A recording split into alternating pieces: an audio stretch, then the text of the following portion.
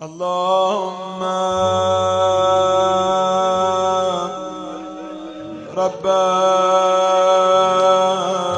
شهر رمضان.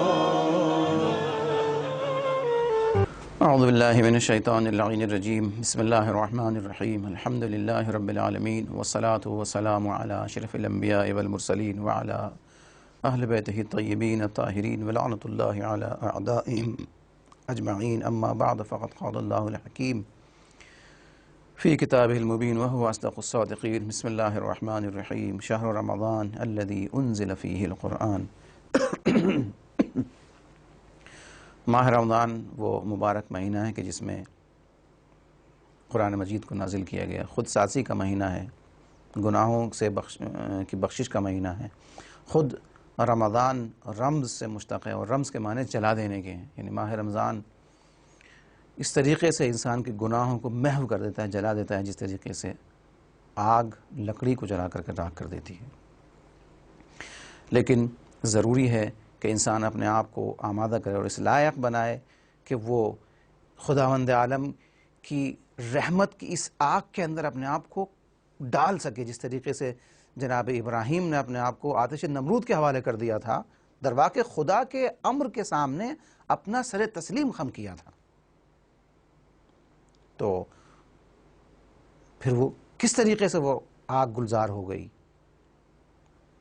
اسی طریقے سے انسان اگر خداوند عالم کی اس رحمت کے حوالے کر دے اپنے آپ کو، خدا کی مغفرت کے حوالے کر دے اپنے آپ کو، اور اس کی مرضی کے حوالے کر دے اپنے آپ کو، تو یقیناً خدا کے سے وہ اتنا قریب ہو جائے گا کہ پھر بندے اور معبود میں کوئی فرق نہیں رہ جاتا. پھر خدا کہتا ہے کہ تم مجھ جیسے ہو جاؤ گے. جس طریقے سے میں زندہ ہوں ہمیشہ کے لیے، تم بھی ہمیشہ کے لیے زندہ ہو جاؤ گے. اس کے علاوہ اور دوسری صفات جو حدیث قدسی میں بیان کی گئی ہیں. تو ماہ رمضان میں جو خاص شب ہے جس میں نزول قرآن ہے، جس میں خداوند عالم کی خاص عنایت ہے، وہ ہے شب قدر. شب قدر کے خاص اعمال ہیں، اور جو عمومی اور کلی اعمال ہیں وہ عام طور سے سبھی لوگ جانتے ہیں. قرآن سر پہ رکھا جاتا ہے، اس کے بعد پھر خاص دعائیں پڑھی جاتی ہیں، پھر قرآن کھول کر اپنے سامنے رکھا جاتا ہے، پھر خاص دعائیں پڑھی جاتی ہیں. یا اس کے علاوہ بھی مخصوص دعائیں ہیں. جوشن کبیر کی تلاوت کرتے ہیں، کچھ مخصوص سورہ ہیں ان کی تلاوت کرتے ہیں. یہ اعمال اپنی جگہ، یہ اعمال اپنی جگہ اور عمومی اعمال ہیں، اور یقیناً کرنا چاہیے. شب بیداری ہے، شب بیداری کے بارے میں بڑی فضیلت وارد ہوئی ہے کہ انسان کو شب قدر میں بیدار رہنا چاہیے، اور شب قدر کو درک کرنے کے لیے کم سے کم 3 شبوں میں بیدار رہنا چاہیے، شب 19، شب 21 اور شب 23 میں. لیکن ان سب سے اہم ترین ہے خود سازی. انسان کو اپنے آپ کو آمادہ کرے، خود کو بنائے. اور یہ صرف ماہ رمضان میں، صرف ایک شب میں نہیں ہوتا، بلکہ پوری زندگی میں، پورے سال میں اپنے آپ کو انسان آمادہ کرے. شب قدر انسان کی تقدیر لکھے جانے کی شب ہے. تو اب انسان سوچتا ہے کہ آج میری تقدیر لکھی جائے گی، پتہ نہیں کیا لکھ دے خداوند عالم. اور ایک خوف ہوتا ہے انسان کے دل میں. جب مثال کے طور پہ ایک بچے کا جب رزلٹ دیا جانا ہوتا ہے اور وہ اساتید مشغول ہوتے ہیں اس کے رزلٹ کو تیار کرنے میں، تو ایک پریشان رہتا ہے انسان، بچہ پریشانی ہوتی ہے کہ نہیں معلوم کیا لکھا جا رہا ہے میرے رزلٹ میں، آئندہ کی میری تقدیر کیا ہونے والی ہے. یہاں پر بھی تشبیہ تو نہیں ہے، لیکن سمجھنے کے لیے، ذہن کو قریب کرنے کے لیے مثال میں نے آپ کے سامنے پیش کی. تو جب خداوند عالم تقدیر کو لکھ رہا ہوتا ہے تو پھر انسان تھوڑا ڈرتا ہے، خوف کرتا ہے کہیں نہیں معلوم کیا لکھا جائے. تو خداوند عالم نے انسان کے اس خوف کو دور کرنے کے لیے ارشاد فرمایا کہ من کل امر سلام. یہ وہ شب ہے کہ جس میں سلامتی ہی سلامتی ہے، جہاں پر گھبرانے کی بات نہیں ہے، سلامتی ہی سلامتی ہے. بس ایک قدم نزدیک ہونے کی ضرورت ہے. ایک قدم انسان خدا کی طرف بڑھائے، خدا 10 قدم بڑھانے کے لیے تیار ہوتا ہے. بندہ ارادہ کرے، خدا اس کے لیے وسائل کو فراہم کرتا ہے. لہٰذا جب یہاں پر سلامتی ہے، خداوند عالم کہتا ہے کہ یہاں پر فرشتوں کا نزول رہتا ہے اول شب سے لے کر کے آخر شب تک، اور جو ولی امر ہے اس کے اوپر فرشتے نازل ہوتے ہیں، تو اس ولی امر کی طرف توجہ ضروری ہے۔ اسی لیے کہا گیا ہے کہ شب قدر کی مثال اور شب قدر کا مصداق بی بی زہرا سلام اللہ علیہا ہے۔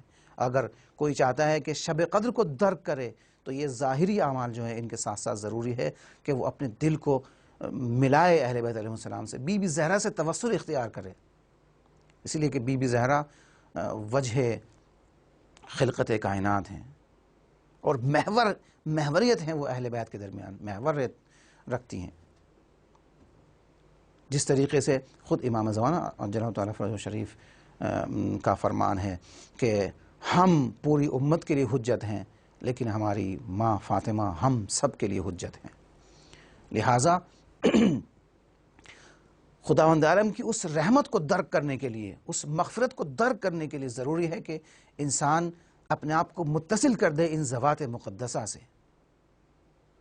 جب انسان اپنے قطرے وجود کو ان کے سمندر بے کران سے متصل کر دے گا تو یقیناً خداوند عالم کی نعمتیں اس کے شامل حال ہوں گی۔ اسی لیے وارد ہوا ہے کہ اگر انسان کوئی دعا کرنا چاہے تو دعا سے پہلے صلوات بھیجے اور دعا کے بعد صلوات بھیجے، اس لیے کہ جب انسان ائمہ علیہ السلام کے اوپر درود بھیجتا ہے تو خدا یقیناً اس کو قبول کرتا ہے۔ تو یہ نہیں ہو سکتا کہ خدا پہلی دعا کو قبول کر لے اور آخری دعا قبول کر لے اور درمیان کی دعا کو رد کر دے، یہ نہیں ہو سکتا۔ تو اپنے آپ کو متصل کرے اہل بیت علیہ السلام سے، اور ان میں جو محوریت ہے وہ ہے بی بی زہرا سلام اللہ علیہ کے ذات کے، جن کو کہا گیا ہے شب قدر۔ جس طریقے سے شب قدر پوشیدہ ہے اسی طریقے سے بی بی زہرا کی عظمت پوشیدہ ہے۔ بی بی زہرا کی عظمت کو کوئی نہیں سمجھ سکا۔